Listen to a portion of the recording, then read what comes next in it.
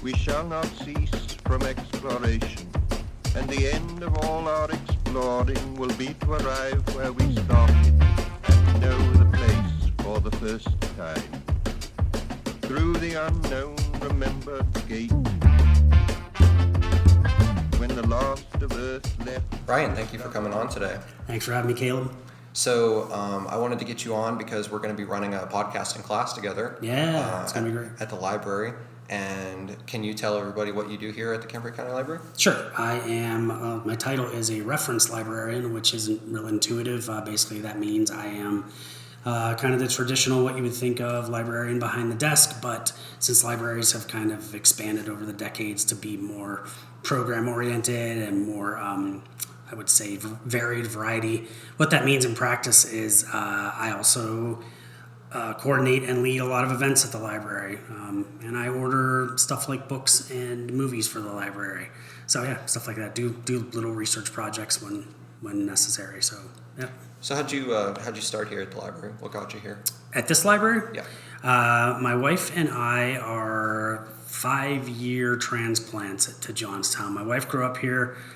She left when she went away to go to college.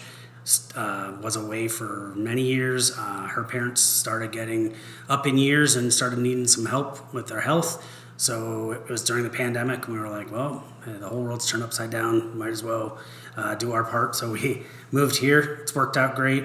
So I originally started here as the Inclined to Read bookstore manager. We were looking for one of those.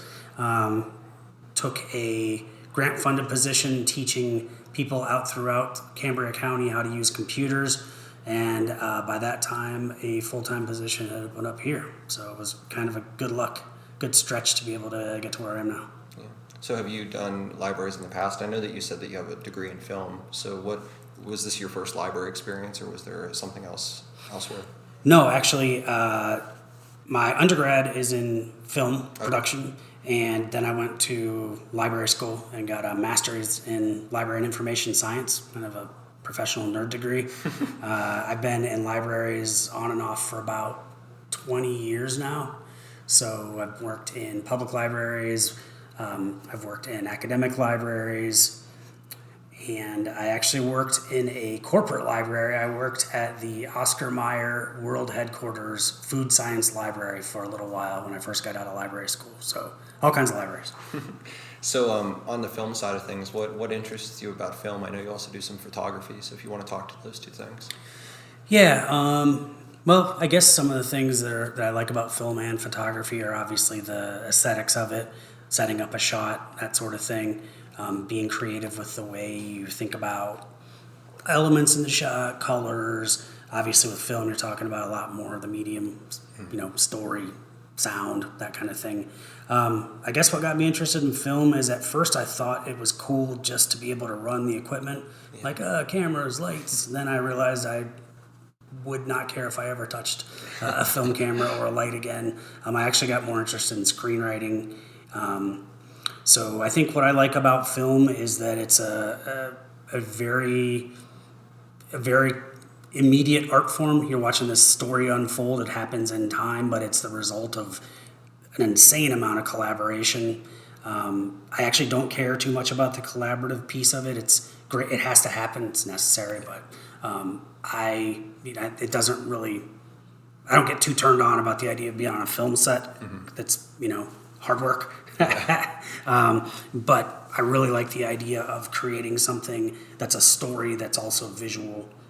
Same as, I guess, what I like about reading is that it's a story, but you get to see the visuals, and then you get to incorporate, again, the elements of the shot and the sound and how that contributes to the emotional response that the viewer is having, that kind of thing.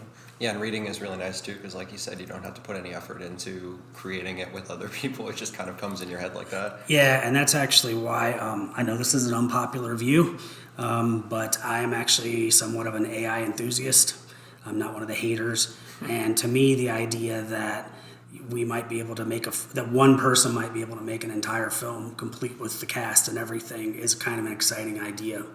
I came through film school in the late 90s, and I remember this was when AI was first starting to become more prominent in people's mind. And one of our teachers said, You watch, in a few decades, you won't even have to have actors. They'll just plug in the actor AI module or whatever, and that's going to be your cast. And we were like, get out of here.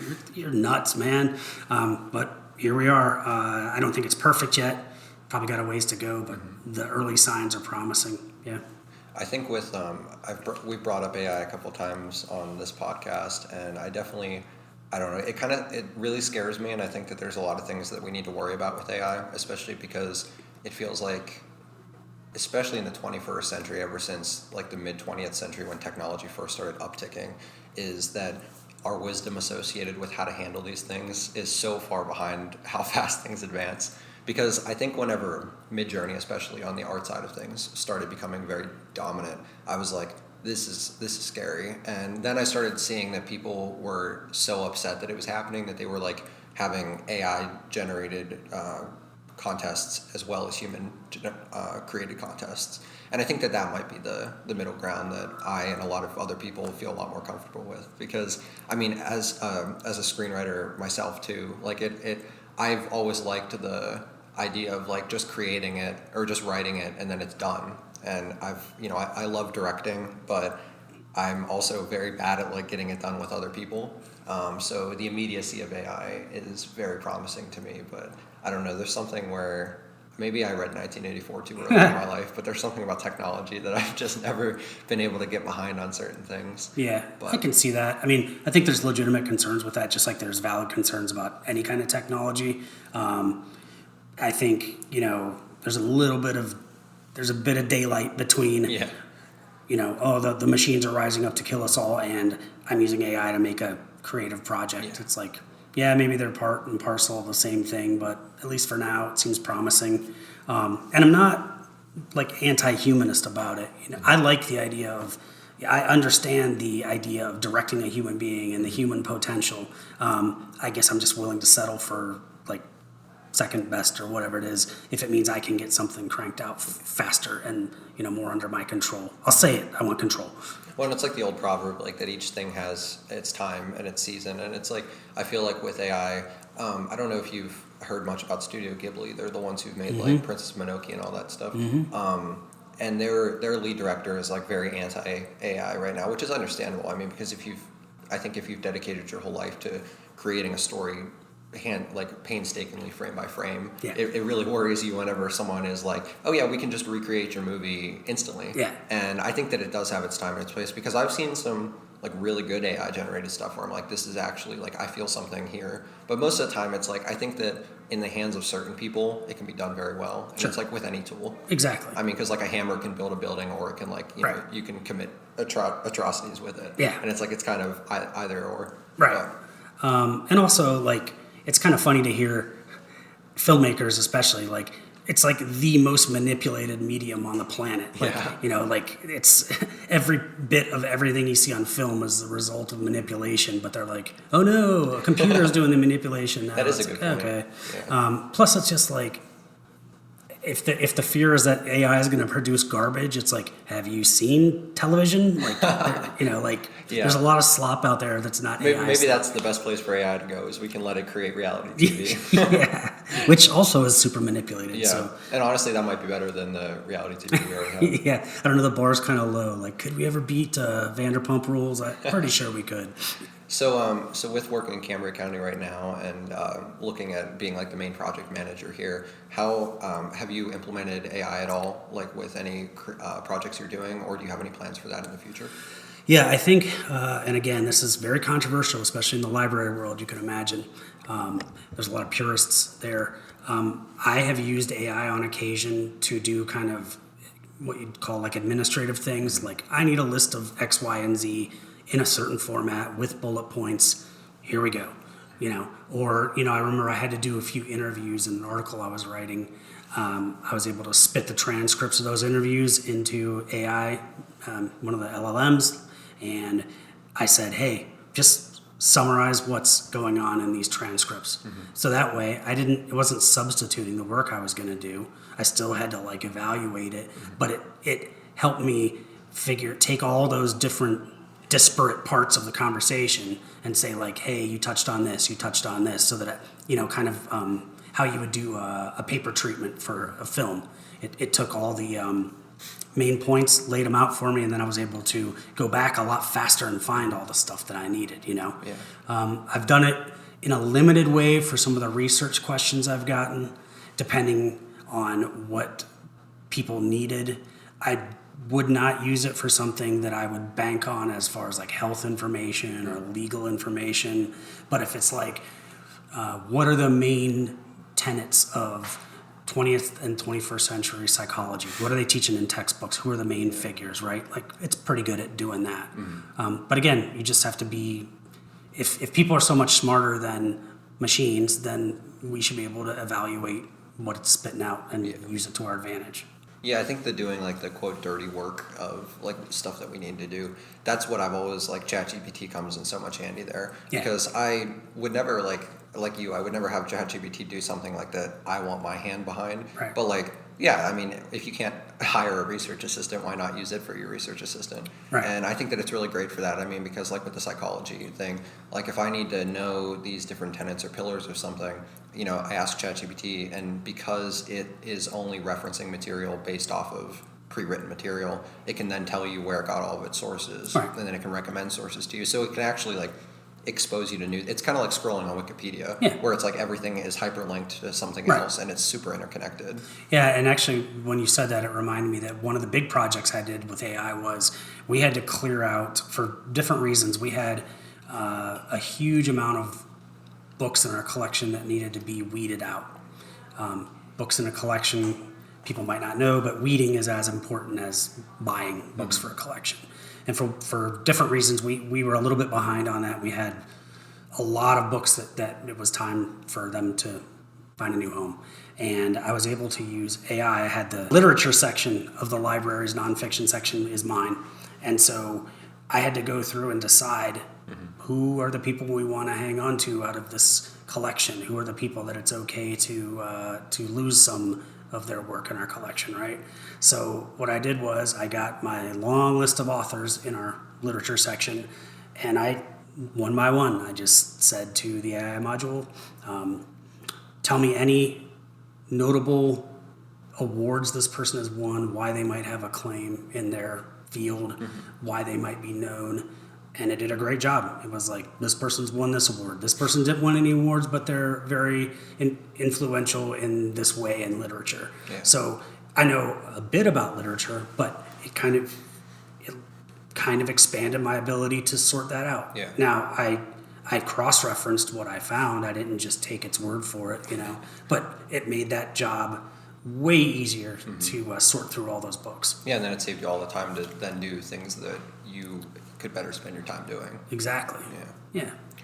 So I also wanted to ask, I kind of alluded to it earlier, but I've seen that you do quite a bit of photography that you sell around town. I've seen it at Classic Elements before. Where did that interest come from? Did that stem from the same place that film did? Kind of.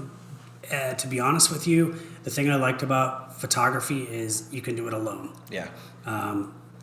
As you can imagine, being at the public desk, working with people all day, working in film, highly collaborative. It was just something that I did by myself. And since my focus is street photography, it's literally just me walking around taking pictures. So it's like me time. I'm kind of inside my head, you know, me in the lens. I can look through it.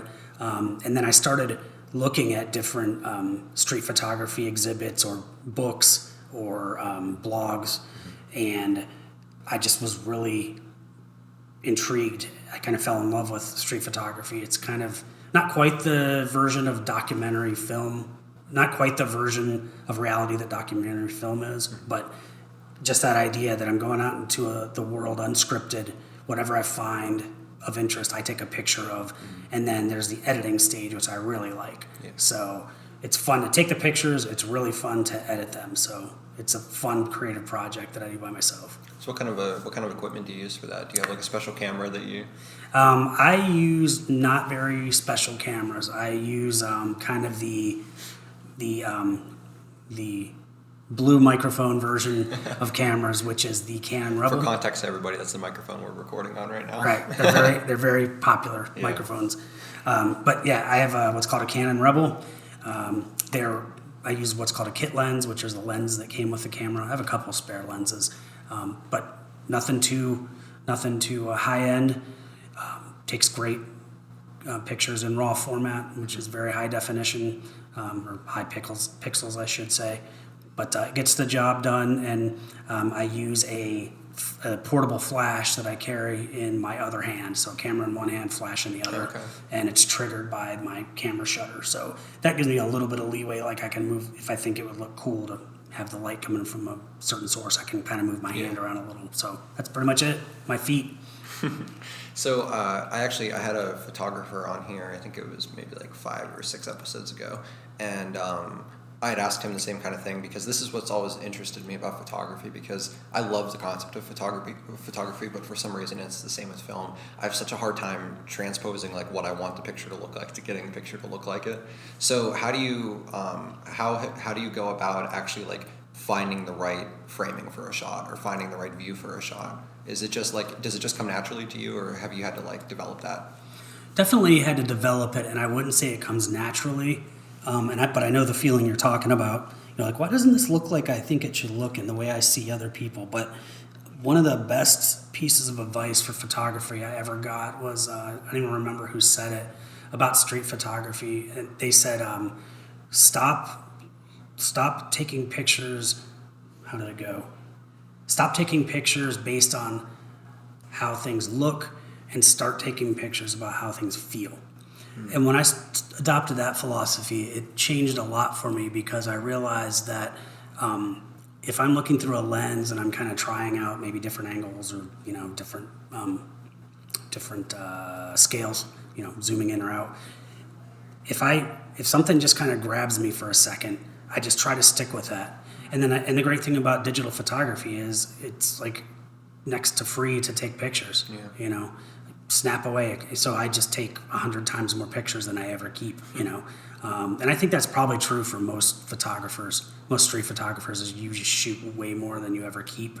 But yeah, once I did that, it was like, why does this make me feel a certain way? Why did this make me kind of pause?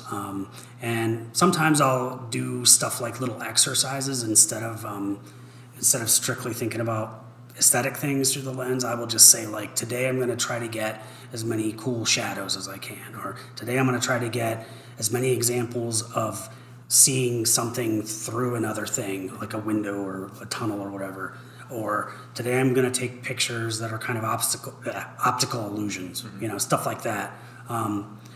But that's all part of, like, I guess you'd call it like my journey in photography, is you're always trying to improve. I read a lot about photography. Another piece of advice I got was to stop buying photo gear and start buying photo books. So, just being inspired about what other people are doing. Point. Yeah, there's a guy named Martin Parr who was a really famous street photographer in England, and it might be released, but they just did a documentary about him. So I'm real excited to find that somewhere. Yeah, that's actually, that last piece of advice that you quoted, I find very relatable, but for a different medium, about looking for books about something rather than gear for something, because I've been like really struggling with my second children's book that I've been working on, because I don't do the illustrations myself, but I kind of work pretty close with my illustrator to get the illustrations looking a certain way. I mean, because I have to, she works in her own style, so we have to kind of figure out how to meet our two minds in the middle there. And one of the funniest things that I've found, and I still haven't fully gotten on board with it yet to the point where it's like become a practice, is whenever I am trying to figure out, okay, what do I want this to look like?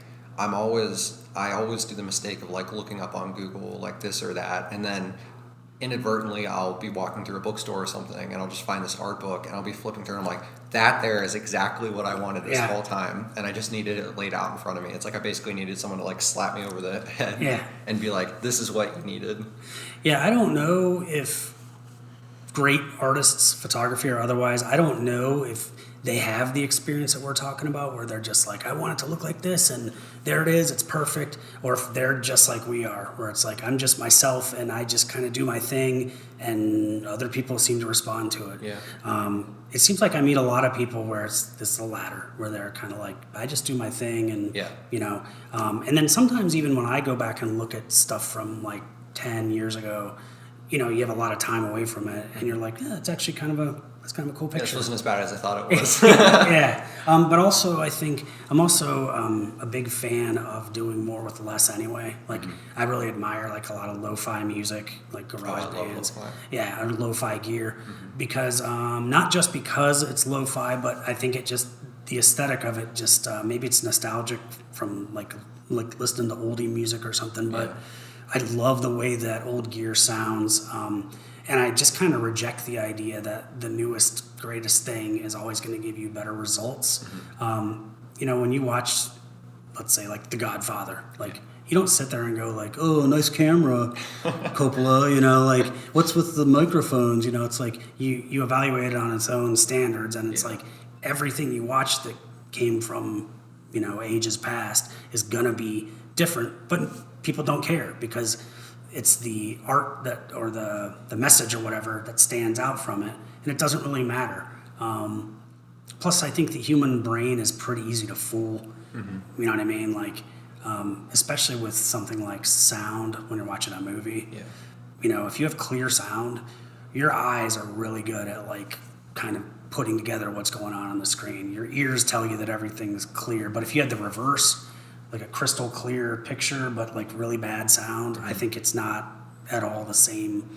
You don't adjust to it as easily at all. Yeah.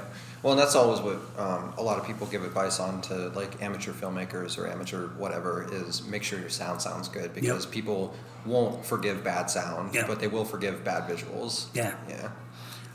But yeah, I just think you know, I'm in a band and I get laughed at a lot because you know, the guys in my band, they're great at what they do, but they're really into like the new gear and stuff. And to me, it's just kind of like, that's nice, but like like can you play it? Yeah, exactly. I think what's more important. Yeah, exactly. Yeah. I think I'd rather hear a great song performed great through subpar gear than a real mediocre song with the best gear. You know. Yeah. I don't know how much, like what kind of genres you listen to specifically, but in the metal sphere, have you heard of the band Tool?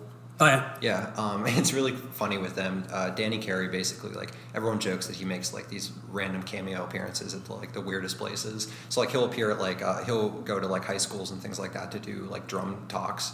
And there was this one video where, I think it was at a high school, where he was kind of giving this, like, drum course. And they gave him just this very basic, like, high school tuned drum set with, like, 4 drum heads. And typically, I mean, he has, like, kind of the Neil Peart from Rush drum set where it's, like, a 360 circle around him. And with this drum set, he produced, like, the best drum solo that you could ever do. And it's just like, it doesn't matter what material you give him. And if anything, it actually makes him more impressive because most people with him and, like, with Neil Peart always say, it's not very impressive that they can do that because they're giving themselves so much stuff to do it with. And it's like, well, listen to him play it on this 4-piece drum set. Yeah, I've heard a lot of stories like that. Yeah. And I actually have a similar feeling with like the lo-fi bringing out a certain quality because with metal specifically, and especially like with really heavy metal and kind of like punk metal and stuff like that, I always joke with my girlfriend because she's into like Bring Me the Horizon and things like that, where it's like a lot cleaner production. I'm like, I don't know, I don't really like feel anything here. Yeah. But then like we'll go to like the most back wall metal show and like where they have 2 speakers and like they're standing right in front of you and it just sounds like, I mean, objectively it sounds terrible, but subjectively it's like, this is what I like. Yeah, I mean, it kind of fits the aesthetic. It's like, you know, if I was like, if I were like what do they call those guys? Extreme fighters, like mixed martial arts. Yeah. Like it's kind of this like brutal like assault on each other. You know, it's like that kind of lends itself toward like a grittier kind of aesthetic. You know what I mean? Yeah. So it's like you maybe wouldn't want to listen to like Pink, you know, with lo-fi gear or whatever because that's not her aesthetic. She's polished and all that. But if your whole theme or whatever is kind of gritty and raw. And brutal, you want equipment that matches that, you know? Yeah, it loses a bit of its spirit whenever it's recorded nicely. Yeah, exactly. Yeah. So back to the library, you know, with this being your main focus, I mean, recently you guys have been doing a lot of construction. You've really been upgrading the place, which is super cool. What kind of plans do you guys have, like, for the next couple of years of, like, continuing with renovating it, bringing it to the future, I guess? Yeah, great question because it's really exciting. So on the 3rd floor, which is where I work, we are entering our kind of our last stage of the renovation up there. That's going to be taking out some walls and putting up some nice glass walls to have a room a lot like what we're sitting in now, the computer lab, but it's going to be upstairs. And we have taken another room and put some nice glass walls up, and we're going to put all of our genealogy, local history, and that sort of thing in there. So it's going to be its own room. Then down here on the first floor, within the next 6 months, I guess, we're going to be tearing a lot out of here, and we're going to have things like individual study areas. We're going to have kind of a maker space that's going to have a 3D printer. Oh, that's cool. And where I hope to put our podcast equipment so that we can have a dedicated little space for it. New department for the teenagers, and it's just some different layout and better I don't know what you'd call it, like infrastructure in terms of like fixtures and flooring and stuff like that. So we're just really happy and feel really lucky to be able to make progress like that. Yeah. Well, something you had said near the beginning of the episode that kind of got me thinking and was interesting was it feels like most people now kind of consider libraries in general to be something that are either stagnating or devolving just because not as many people go. But from what I get from this library and also like other cities that I've gone to with major libraries, isn't that they're doing either of those things, but it's sort of like they're taking on a new life that libraries before haven't had. I mean, even the fact that we're in here talking like this, I mean, everyone's idea of a library is like super quiet, you know, all this stuff. And so maybe you could speak on this a little bit, kind of being like on that more vanguard side of the experience. How do you see kind of the future of libraries as a whole? Because it feels really like people think, you know, they're digressing, where it seems like really what's happening is they're kind of turning into this new thing where it's like becoming, everyone always talks about like third places with people. And it feels like they're becoming like a cacophony of third places. Like if you can have any interest here and like come here for anything, really. That's a very complicated and interesting question that I actually think about all the time. I probably have yet another unpopular opinion about that. I'll probably get stoned at the next library conference. We'll bleep this all out so that people won't. I think that a lot of what's happened to libraries has been a lot of the digression or that kind of thing, that the perception that people have about libraries. I think a lot of that is due to a lot of external issues connected to funding. There's been somewhat of an ideological assault on the idea that libraries are for everybody or that people should be able to read what they want. But I also think that a lot of our, I'll say, failure to connect in that way is the fault of the profession. We got a little too comfortable congratulating ourselves on being libraries and being the information gatekeepers. But when the ground shifted underneath us and the internet and especially Google and things like that happened, it's like, okay, we're not the gatekeepers of information anymore. And we spent a lot of time trying to convince people that we were still the best, and maybe we were, but you know, it's hard to convince people that they should consult a librarian when they have a device in their pocket that can help them. Now, the quality of what you find is the big question. You're not going to maybe get the most complete or accurate information. But my point is, there's a lot of things that went into why people have that perception. Having said that, and this also kind of informs the answer I'm about to give you. I would like to say that libraries are going to keep on the path that we've more recently gotten onto, which is expanding our services, thinking about, you know, how do we serve people who spend a lot of time online? What reasons do people have for leaving the house now if they're not going to the library as a third place?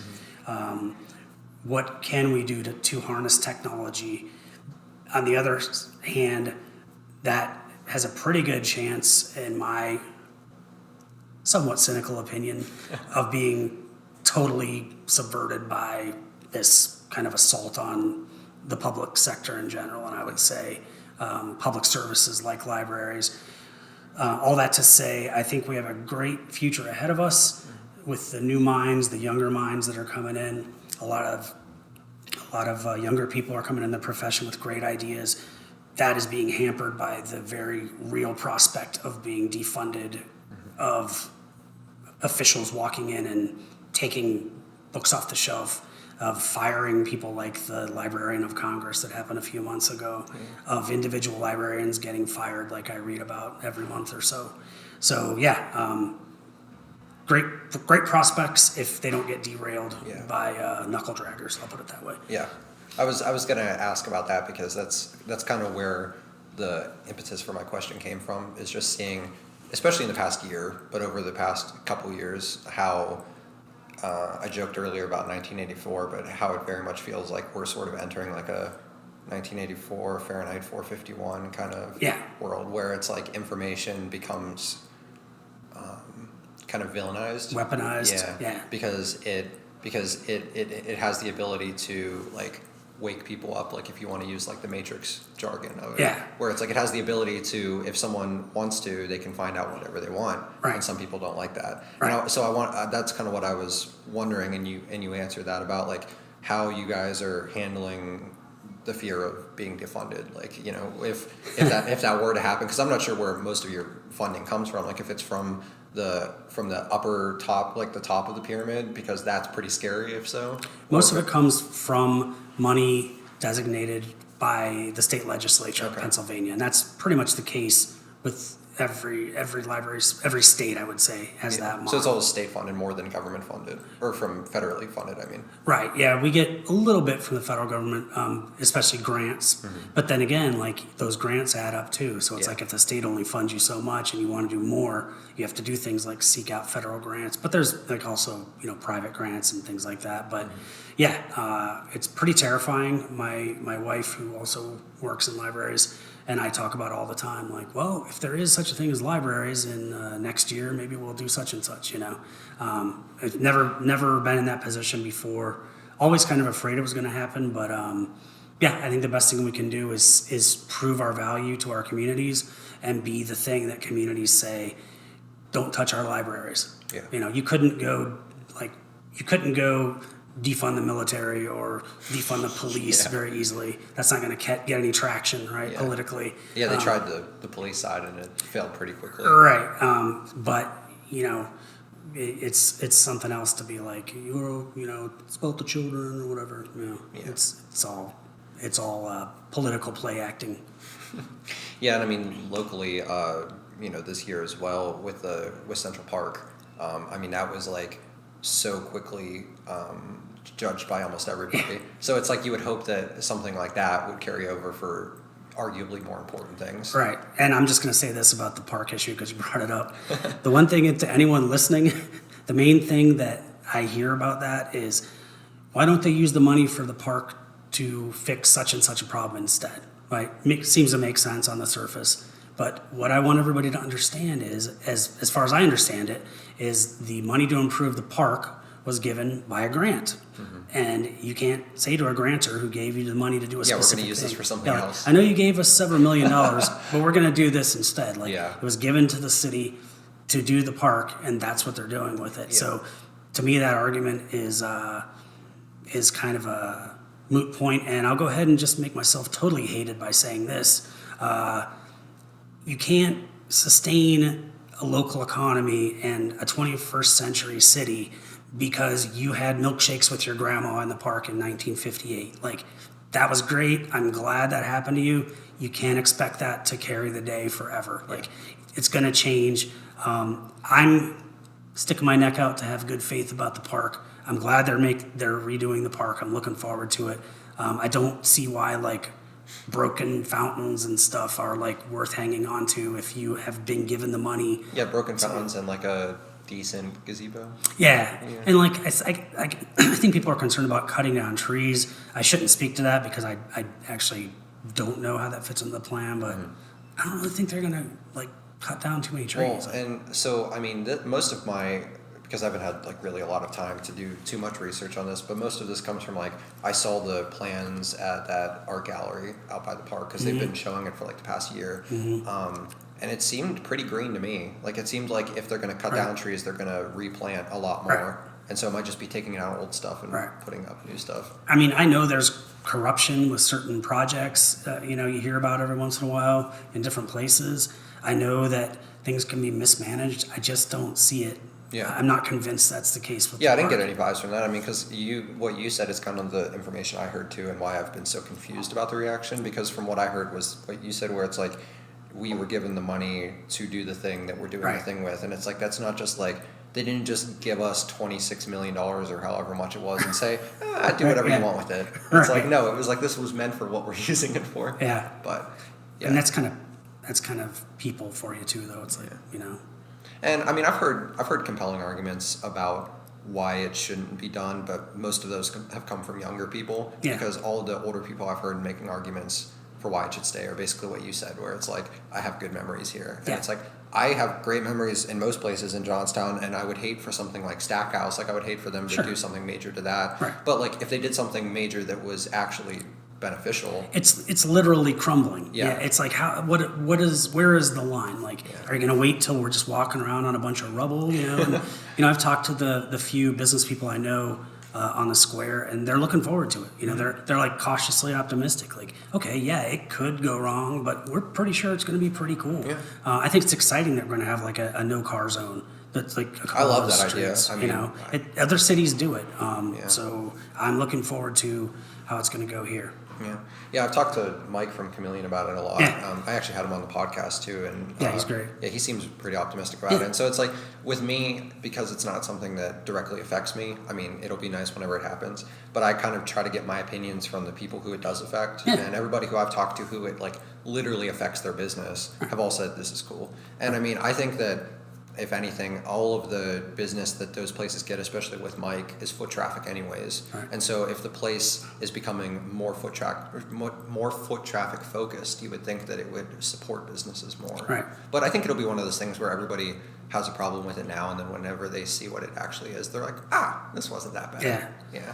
It's like we're not doing a Lorax situation, cutting everything down and replacing it with a factory. It's like we're cutting everything down to replace it with trees and walkways.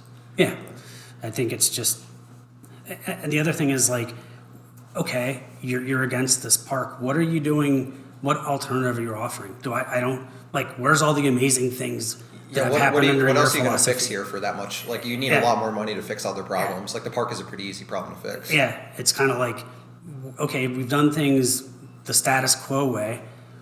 What does that look like? I'm not seeing amazing results. You know Yeah. what I mean? Like, do something cool. You know, and they got the grant. That means they didn't have to like, you know, hit up taxpayers or whatever. They got the grant to do it. So you know, whatever. So that kind of ties into one of our last questions before we wrap up here. Seeing all the stuff that I mean, I've been seeing a lot of things happening in the Johnstown area that kind of inspire me a lot. Is what are you seeing like in the library and around town that has been kind of inspiring you to think, you know, Johnstown has it, you know, at least together for the next 10, 20 years? Oh man, I mean, in terms of the library, like we have people who work here and people in our community who are partnering with us, like you, and people who are just coming to our programs and events who have great ideas. So those are going to just have a better space to do that in. One of the things I forgot to mention was that we're kind of getting these wheeled partitions to go upstairs so that we can actually like configure a little mini room for a program if we need to keep the sound out, that kind of thing. As far as the city, I'm seeing great things opening up downtown. Things like mainstays like Chameleon Bookstore you were talking about, Classic Elements, and then stuff like Vita Verde, the new Dominican place that just went in. Places are popping up, and I think one of the most exciting places in Johnstown right now is Cambria City. Just off of downtown. You've got new restaurants popping up. You've got, in my opinion, the best live music venue in town, Voma. You've got Bottle Works. You've got all kinds of places that are just coming in there. I love the Bottle Works. Yeah. So, to me, it's like all these great ideas, all these people who are willing to do the work, give it a chance. Yeah. I'm sorry it's not 1954 anymore, but there's nothing we can do about that. Well, and 1954 people remember fondly for a reason. Yeah. And so it's like, why would we not want to remember 60 years from now, 2025? That's a good point. Equally fond reasons. That's a good point, yeah. What about the children now? Yeah. Well, and I mean, I think honestly, I think that this is one of the bottlenecks that dying cities can experience, and I think it's what we're currently experiencing, where it's like, or more of like a kind of a big filter that you can go through, because it's like you can either go where you had your golden age and then you declined, and then when you decline, you have the opportunity to either climb back up the mountain, back to another golden age, Right. or you can just keep slipping and slipping and slipping, and Right. then there's like 400 people in your town, Right. and everybody's left. And I was seeing, I felt like whenever I was younger, I was seeing that a lot. Like I was always hearing like, oh, this family moved, this family moved, this family moved, and then all of a sudden, I think it might have been even like maybe COVID like rejuvenated people or something, because it seemed like after 2020, whenever everybody started kind of waking back up after the pandemic ended, it was like, oh, this new building's opening, this new building's opening, this new Right. building's opening. They're all doing very well. Like this Right. is really cool.